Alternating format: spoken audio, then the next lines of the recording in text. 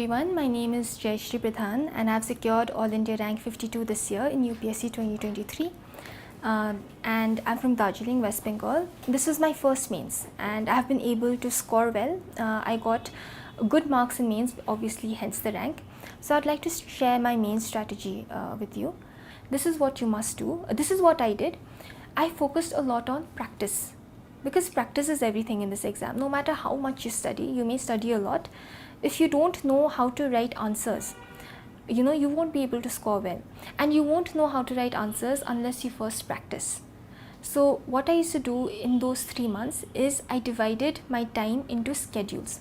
I made a timetable, and this helped me be on track. So I knew that in this week I'll be doing GS1, this week I'll be doing GS2, this week I'll be doing GS3. So I had, number one, please keep a printed copy of the syllabus by your table at all times. You need to know the syllabus. In fact, you need to know it verbatim. You need to have the syllabus next to you, number one. Number two is you need to practice a lot. You need to go through the previous year questions. See what are the sort of questions that are being asked in that particular subject, in that particular paper, and try to attempt those. But how do you know whether you're writing the right answers or not, right?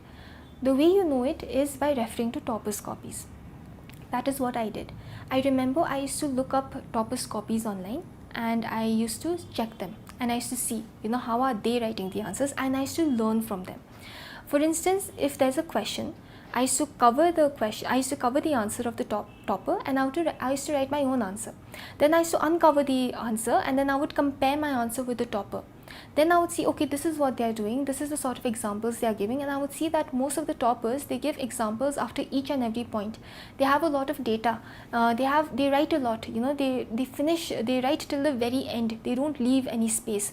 These were the things that I picked up when I was looking up at their answers. I also saw that they delve into various dimensions, they make a lot of diagrams.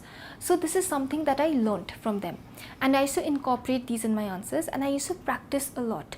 I used to practice, I remember I used to write 40 to 50 pages per day during that time, and I know it may sound a lot, but I think you do have to do that practice. Obviously it depends on you, but for me I think practicing was very essential, and I remember writing a lot during the time, and I remember I still have a lot of those pens. I did not throw them away, just as a reminder that this is how much I've practiced.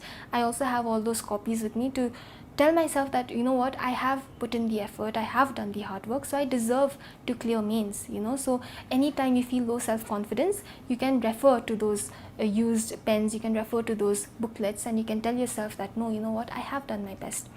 So these are the main principles you follow in those 3 months.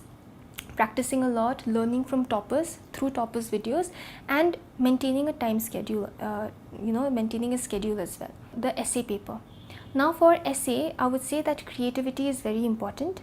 Essay is a paper where your individuality is tested. It's not a paper where you can just mug up and you can just vomit facts and figures. That's not the paper. That paper is where you can show the way you think, and I take that as an opportunity. So be very creative with the essay, and for me, I decided I would not follow too many rules when it comes to the essay. I decided that I will focus on the language. The language has to be good there, number one. The second is I collected a lot of examples. So I had made this fact sheet, a few A4 sized sheets. In those A4 sized sheets, I had collected examples, and I had collected stories, maybe real life stories or maybe even fictional stories that I found very inspiring.